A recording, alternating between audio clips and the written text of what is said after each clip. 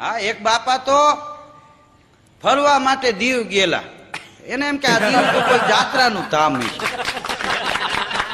લાંબી ખબર ને કે દીવ માણા હું કામ જાય. એને એમ કે જાત્રાનું ધામ ક્યાંક સાંભળી ગયેલા. દીવ દમણ ને ગોવા નો જોવે જીવતા મુવા. હા, તે દીવમાં આટા માર્યા બધે. તે કોઈને પૂછ્યું મંદિર ક્યાં આવ્યો? કે આ મંદિર સારું ન આવે, અહીં તો કે દારૂ ની છૂટ લે બબે પેક લેતા હોય. બાપા કે હવે મારે તો કઈ પેક લેવો નથી, હવે મારે શું કરવું એમ. એમાં દરિયાના કાંઠે ગયા ને, દરિયો ભૂખવાટા બહુ કરે.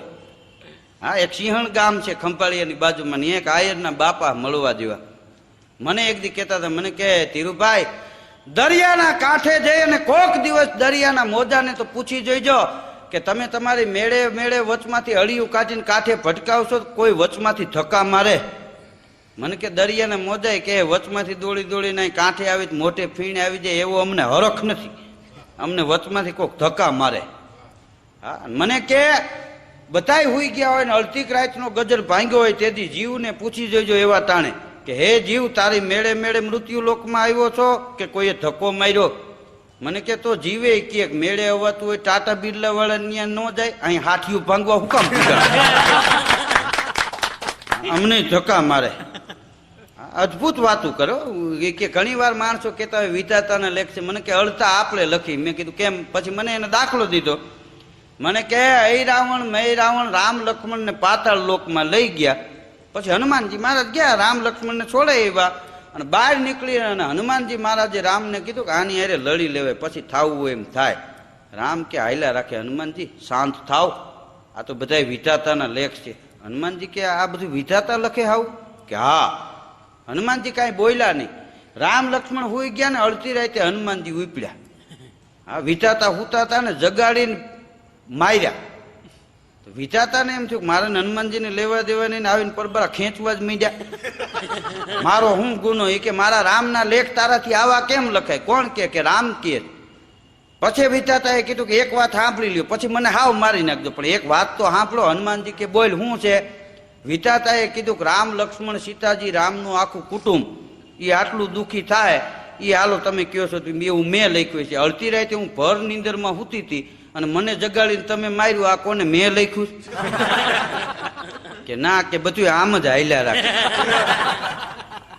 અડધા લેખ તો આપણે લખતા હોય. દાખલા તરીકે આપણે દેશી દારૂ વેચવાનું ચાલુ કરો, ખબર જ હોય કે 8 દીમાં 10 દીમાં 15 દીમાં ગાડી આવશે. એ કાંઈ આપણું સન્માન ન કરે, ખેંચવા વાળી જ હોય. હા, પછી આપણને મારીને હાથકડી નાખીને ગાડીમાં લઈ જતા હોય ને આપણા ઘરના કે અરે રે બિચારાના વિધાતાએ લેખ તો જો લખ્યા. આ વિધાતાએ લખ્યા કે તમે આખા કુટુંબે ભેગા થઈને લખ્યા? અડધા લેખ આપણે લખી.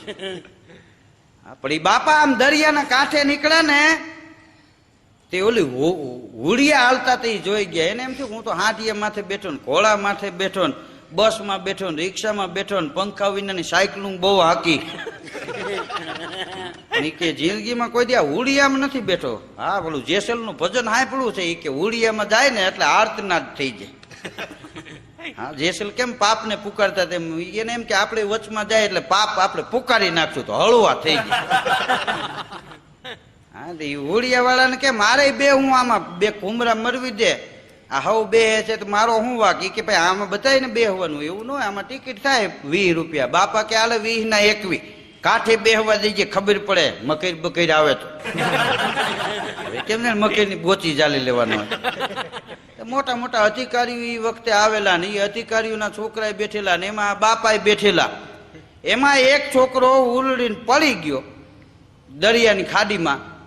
ઘણા એમાં માણસો હતા પણ હજી કોઈ વિચાર કરે એ પેલા બાપા ખાઈ છોકરાને આમ પકડીને આમ લઈ આવ્યા હતા. તો બાપાને 2-4 જણા હવે આમ ઢહળીને હોળીમાં લઈ લીધા. બાપાને છોકરો બે ભેગા આવી ગયા. એ કાંઠે પૂગ્યા. જે અધિકારીનો એકનો એક દીકરો પડી ગયો હતો અને એને આ બાપાએ બચાવી લીધો. એ અધિકારીએ તો બાપાને ત્યાં રોકી દીધા ને હાઈ જે મોટું ફંક્શન ગોઠવું. હા, નહીં કે આ બાપાને જેટલું આપવું એટલું ઓછું છે. 1 લાખનો ચેક તો આ બાપાને આપણે કેશ આપવો છે આજને આજ. એ બધાએ પ્રવચન કર્યા. ઘણા માણસો હતા જીવ બધાને વાલા હોય પણ પોતાના જીવને જાતો કરવા આ બાપા તૈયાર થઈ ગયા. એટલે આ સાહેબ 1,00,000 રૂપિયાનો ચેક આ બાપાને આપશે અને આ પ્રસંગ વિશે બાપા 2 શબ્દો કહે તઈ બાપા ઉભા થયા. એ બધી વાત રહેવા દ્યો, મને ધક્કો કોને માર્યો? કઈ ખબર પડી કે આને કોકે ધક્કો મારી નાખ્યા. પછી તો ચેકે ન મળ્યો.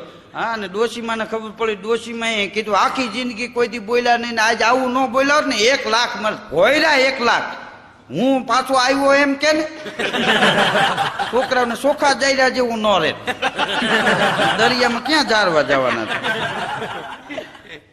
હા, 2 મિત્રો બેઠા હતા. એમાં એક જણો વાત કરતો. ઘણા એને બોલતા ન આવડે. હા, આખી જિંદગી વાત કરતા હોય તો આપણને એમ થાય કે આને મારવો મેલી દેવો. અમુક બોલતા હોય ને ફૂલડા જડતા હોય. હા, બોલતાય નથી આવડતું. ન બોલતા આવડતું હોય એના માટે ન બોલ્યામાં 9 ગુણ છે. ને બોલતા આવડતું હોય ને એને બોલવું જોઈએ. બોલે એના બર વેચાય. આ 2 મિત્રો બેઠા હતા. એમાં એક જણો કે મારા બાપુજી તો મોટા ઓફિસર છે, એની નીચે તો બીજા નાના નાના અધિકારીઓ કેટલાય કામ કરે છે ને બધા એને સલામ મારે. તો બીજો બેઠો તો શું કે ખબર? એ કાંઈ ન કહેવાય મોટા, મારા બાપુજીને તો બધા એમ કે માફ કરો માફ કરો. તો કે તારા બાપા એવડા મોટા સાહેબ છે? ના ના, ભીખ માગે છે. જ્યાં જાય ને ઓલા કે માફ કરો, આગળ વધો. આને કોણ સમજાવે? 2 મિત્રો બેઠા હતા. એમાં એક જણો કે મારે તો હમણાં એવી ભાઈ કઠણાઈ ગઈ, 1 વર્ષ તો હું હાલી ન શક્યું. મોટા બહુ દુઃખ મારા ઉપરથી વહ્યું ગયું. 1 વર્ષ હું હાલી ન શક્યો. મારે આમ બીજા ખાટલે જવું હોય તો 2 જણા બાવડા ચાલીને લઈ જાય. તો ઓલો બીજો એનો મિત્ર શું કે ખબર? એમાં શું મોટા વાત છે? હા, આથી વધારે કઠણાઈ ગઈ કે તું તો ખાઈ તો હકતો ને? કે હા, કે હું તો ખાઈ ન હકતો, હાલી ન હકતો, મને બુસ્કોટે બીજા પહેરાવતા, નવરાવે બીજા, મને બધે ઉપાડીને ફેરવવો પડતો. કે ઈ એવું મોટું દુઃખ શું આવ્યું? ઈ કે મારો જન્મ થયો ઈ વખતે. આને કોણ સમજાવે? તઈ તો બધાને એમ હોય. હા, એક ભાઈ બસમાં ચડ્યો અને એક ભાઈને કે આ બસ ધારી જાહે. ઓલો બેઠે તો ઈ બરડ. ઈ કે ડ્રાઈવરે પીતો નહીં હોય તો ધારી જાહે, નકર અણધારી જાહે. હા, તો દેશી નાખી ગયો જાય બરણાટી મારે. હા, હમણાં એક ભાઈ આમ બજારમાંથી નીકળેલા ને એમાં એનો મિત્ર હામો મળ્યો. કે આમ બજારમાં કઈ બાજુ? કે મેં સાંભળ્યું છે પરા બજારમાં ઉધાર મળે.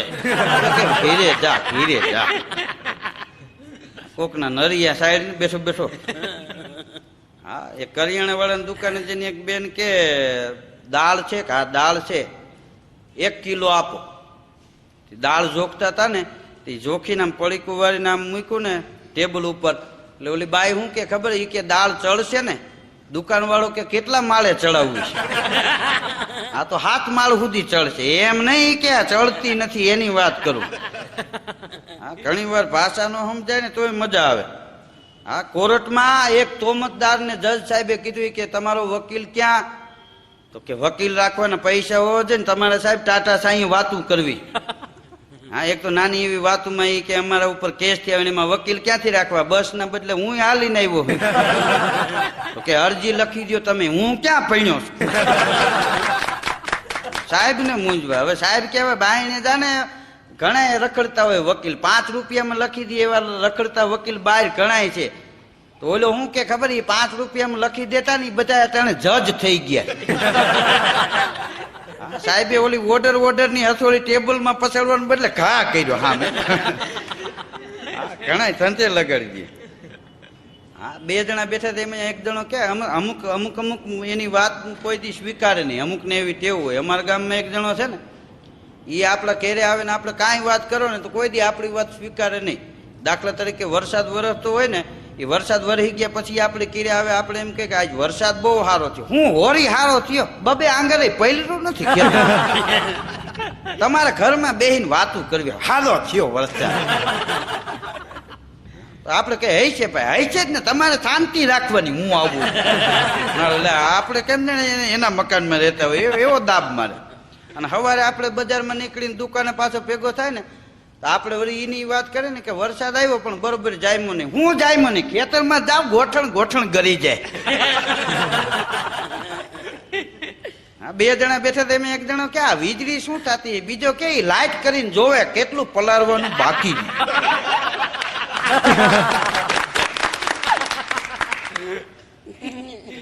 હા, એક જણો કે મારે હવે સંસાર છોડી દેવો છે ને એકાંતમાં ભક્તિ કરવી છે. એક ભાઈ એનો મિત્ર હતો, એ કે કોડા એવી વાત રહેવા દે, તારે હાવ ભક્તિ જ કરવી હોય તો કેરે આખું ઘર હોઈ જાય, પછી ખૂણા મસરદાની ઓટીને માળા ફેરે, મૂળ તારે નોખી જમાવવી એમ કે. આ ભક્તિની વાત તું રહેવા દે, હા તારાથી થાય નહીં. ભક્તિ કરો પાતાળ મેં પ્રગટ ભયે આકાશ, દાબી દુબી ના રહે કસ્તુરીકી વાસ. આ ભક્તિ તો જે માણસ ભીતરના ભાવથી કરે ને એનું નામ ભક્તિ કહેવાય. હા હૃદયના ભાવથી જે માણસને હરિહરનો તાર લાગી ગયો હોય, હા એનું નામ ભક્તિ કહેવાય, બાકી ભક્તિ ન કહેવાય. હા એક ભાઈ 3 કલાક બેઠો, 3 કલાક બેઠો ને એમાં એના મિત્ર આવ્યા. એના મિત્રએ કીધું કે ભાઈ ક્યાંય કામ હાલતું હોય તો મારે આવું. કે કામ તો રાહત ખોદવાનું હાલે છે, એ મારાથી થાય નહીં. તો કે હવે ઈ તારાથી ન થાય, મારા ભેગું રેકડી આંકવા આવતો રહી. કે પગમાં 3 કપાસ્યું ને મારાથી કેમ રેકડી આંક. તો ઓલો કે એક કામ કરી ભાઈ, મારે 3 દુકાનો છે, એક દુકાને તું બેજી, અહીંયા આખો દી ગળા બંધડી ને મારે. તો કે આપણે એક રિક્ષા છે, ઈ કે તું લઈને જાય, ઈ લાયસન્સ નથી, વળી સાહેબ કાણી છે. પછી ઓલો કે હવે તું અહીં બેઠો છું ઈ જ ભરતી, ઈ તો બેઠો જ છું હું તો બે સાનું મને. જુવાનડા બધા ભેગા થયા, ઈ કે આપણા ગામમાં મ્યુઝિકલ પાર્ટી રાખી. હા અટાણે તો જુવાનીઓને બધાને શોખ ફિલ્મી ગીતો ને આન તેને, ઈ ધૂનું વાગતી હોય ને બુંગાન તુંગાન બહાટી બોલતી હોય. તો બધા એ 2,000 ભેગા કરી અને ગામમાં મંદિર બનતું હતું, ત્યાં સંતવાણી થવી જોઈએ, એના બદલે મ્યુઝિકલ પાર્ટી વાળાને બોલાવ્યા. હવે ગામડામાં વડીલો રહેતા હતા, એને કાંઈ ખબર નહીં ને એમ કે આ છોકરાઓએ મંદિર બનાવ્યું છે, છોકરાઓએ કલાકારોને બોલાવ્યા છે ને સંતવાણી ડાયરો ને એવું હોય છે. ત્યાં ગયા ને ત્યાં તો રંપા હો ને એવા બુંગાન તુંગાન બહાટી બોલે. એમાં એક બાપા ઉભા થઈ ગયા, બંધ કરો આ બધું. કે આ તો ગામડું છે, આ થોડું શહેર છે, અહીં તો ડાયરો હોવો જોઈએ, ડાયરો. અને ડાયરામાં તો દાતારોની વાતું થતી હોય ને, સુરીરોની વાતું થતી હોય ને, જાકાજીક બોલતી હોય ને, મહેમાન ગતિની વાતું થતી હોય ને. મ્યુઝિકલ પાર્ટીનો મેન માણસ હતો, એ મૂંઝાણો ભારે કરી. હવે આને કોણ સમજાવે? અને આ તો અટાણે બંધ કરાવશે. એમાં મ્યુઝિકલ પાર્ટીમાં એક નટખટ માણા, એ કે ભાઈ કાંઈ મૂંઝાતા નહીં, હમણાં બધું સંભાળી લો. કે આમાં હું હોળી સંભાળી લઈશ તું? કે મને જવા તો દો. એ સ્ટેજ ઉપર આવ્યો, માઇકમાં કે બાપા બેહી જાઓ, ડાયરો સંભળાવું, મહેમાન ગતિની વાતું તમને સંભળાવું, કાઠિયાવાડની ધરતીને. બધા બેહી ગયા.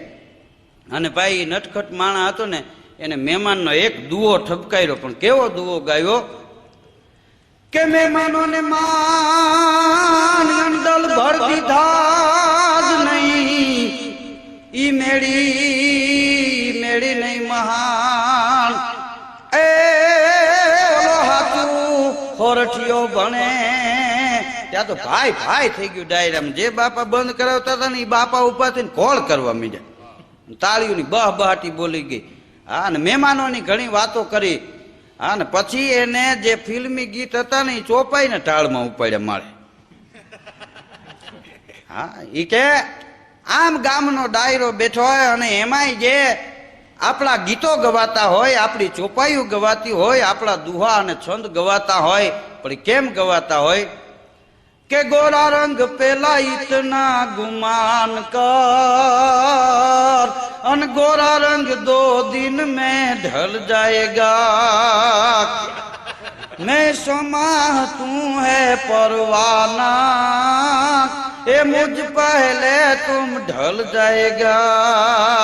એક બાપા ઉભા થઈને કે આ તો મારો દીકરો જ્યોતિષ લાગે, એને કીધું કે મારા પેલા તું મરી જાય તો હું મરી જ જવાનું ભાઈ, 70 તો પોગી ગયો છું. હા એક બાપાને તો બેંકમાં પગીમાં રાખ્યા, ચોકીદારની નોકરીમાં. એટલે બાપા લાકડી લઈને ખુરશી નાખીને અને બેંકની બહાર આમ પગથિયે પાસે બેઠેલા. હાંજ પડી ગઈ, બધા અધિકારીઓ વયા ગયા. પછી મોટા સાહેબ હતા ને છેલ્લે બહાર નીકળ્યા અને બાપાને કે કેમ બાપા ફાવે છે ને? હા હો સાહેબ બહુ મજા આવી. 2 વર્ષ તો ઘીરે રાતું કાવડ જેવું નહોતું જોયું ને અહીંયા હારા હારા માણસો રૂપિયાના બંડલ દઈને જતા હતા, આંખના નંબર ગયા. સાહેબ તો રાજી થયા. બાપા શું કે સાહેબ થોડી ચા પીવું આપણે? સાહેબ ને એમ થયું કે બાપા મોટી ઉંમરના છે, આપણા બાપ ઠેકાણે કહેવાય, એનો આગ્રહ છે, એને ના ક્યાં પાડવી. કે બાપા તો થોડી પીવો તો જાઓ તમે કેતા આવો ચાનું. અને સાહેબની સોટલી ખીતો થઈ ગયો, લાકડી આંચકી લીધી, હાલો હાલો ફેંકવા માંડો. કેમ એક દી વાલમાં નો માફક આવ્યું, આ ઉલટજા. સાહેબ ને કે નો માફક આવ્યું, બોલો આને કોણ સમજાવે? એક ભાઈને મેં કીધું, મેં તમારે ત્યાં મહેમાન કેમ નથી આવતા? મને કે 3 દીકરા ભગવાને દીધા બરજા જેવા, મહેમાનની શું તાકાત છે, ફળિયમ પગ માંડે. મેં કીધું મારી લીએ મહેમાન નાના તો કે હું નો ટોસી નાખું. તો કેમ મહેમાન નથી આવતા? મને કે હમણાં એક મહેમાન આવ્યો હતો રાજદૂત મોટરસાયકલ લઈને, એ હજી આમ ઘોડી ચડાવીને મને રામ રામ કરે, મારા 3 દીકરા 3 સવારી લઈને બરને મારી ગઈ. ખાઈજું ટપાળે મારા દીકરા સર્કસમાં. મને કે હું હાકે? હા, એ મોટરસાયકલ મૂક્યું. મેં મહેમાનને કીધું રોકાઈ જાવ, 3 દી છોકરા શીખી જાય. મને કે મહેમાન ભાગ્યો, પણ મહેમાન ગયા પછી મેં છોકરાઓને વાટકા ભરી ભરીને ઘીને ગોળ ખવડાવ્યો. હા, દીકરા ભગવાન બધાને આવા દી. મને કે ઓલા ખાઈ જાય એના કરતા ઘરના તો ખરા. છોકરાઓના હિસાબે મને કે મહેમાન નથી આવતા, લ્યો મારે ત્યાં. મેં કીધું ઈ બહુ સારું કહેવાય. હા, ઘણા એક ભાઈ ત્યાં મહેમાન આવે ને તો 2 દી રોકાઈને પાછું જાતું શું કે ખબર, કેરોસીન કૂપનનું રેશન કાર્ડનું મળે તમારે? હા કે લાવો ને, આમાં થઈ રહ્યું છે. 2 દી રોકાઈને ડબલું ઠલવીને પાછું ઘરનો દીકરો જાય. હા, એક ભાઈ મારી પાસે આવ્યો તો મને કે ભાઈ અમારે કે કેરોસીન પતી ગયું છે ને, મને કે 5 લીટર આપો. અરે મેં કીધું હમણાં રેશન કાર્ડનું તમારે આયરે જ અમારે આવ્યું, અમારે એમને ડબલા ફેર્યા ને તમારે થઈ રહ્યું. મને કે 3 મહેમાન આવ્યા હતા, 3 ડબલા હતા, એક નાખીને ગયા. મેં કીધું તો તારે એને ત્યાં જ લઈ આવવું જોઈએ. મને કે હવે મેં નક્કી કર્યું છે કે આ વખતે રજા મૂકી દેવી છે, માધવ છું એમ કરીને 1 મહિનો દીકરાઓને ત્યાં ધામા નાખવા, તો એને ખબર પડે. મને કે 1 મહિનો આ વખતે એને ત્યાં રોકાવું છે. અને મને કે હવા બદલો કરવા જવું છે, એમ કરીને કે હું એની હવા ન બગાડું તો મને ફટ કહીજો. પણ વાત કરવી એક કરામત છે. ક્યાં જઈને કેમ બેહવું, કેમ બોલવું, કેમ વાત કરવી, આ કેવો વિવેક કરવો. વિવેક અને વર્તન ઉપર માણસના આખા જીવનનો આધાર છે. એટલે કવિએ કીધું છે કે જ્યું કદલી કે પાન મેં પાન, પાન મેં પાન, એમ ગુણી જનકી કચેરી મેં. પછી વાત મેં વાત બાતન से पंथ कटे, कटे बेर बातन से खान पान, सुंदरी को संग मिले, અને बातन की बात में हैरान हो जात है, અને बातन की बात में कभी तोला टूट जात है. એક ભાઈ ત્યાં તો મહેમાન આવે તો એના છોકરા એટલા બધા વાયડ્યા. તે મહેમાન હૂતો હોય ને તો સવારમાં હજી મહેમાન હૂતો હોય ત્યાં જાગીને 5 થી 2 છોકરા હતિયો રમવા બેઠા હોય. હા, એકો સર પડ્યો ને, હવે ઓલો કે અમારા સર હેઠા નાખે ને, બીજું તો ઠીક. આ છોકરા હારા હોય તો વાંચો ન આવે. હા, નકર બાપાને કામે જવું પડે ક્યાંક. સુંદર મજાનો આ કાર્યક્રમ આપ સૌએ શાંતિ જાળવી અને આ કાર્યક્રમે માણ્યો છે, શાંતિથી મને સાંભળ્યો છે, એ બદલ આપ સૌનો ખૂબ ખૂબ આભાર, ધન્યવાદ. જય ભારત, જય હિન્દ.